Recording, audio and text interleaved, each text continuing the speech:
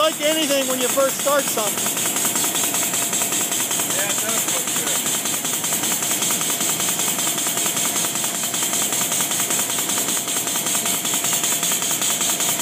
Probably a little over 100 psi down there.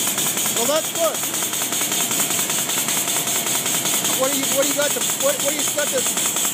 How many bar you got running there? How many bar you got? That's what we need. So we're going 7 bar pressure. Well, it's actually around 6. 6 bar pressure. I had 7 until we started up here. So we got 6 bar pressure and how many feet? 80 feet?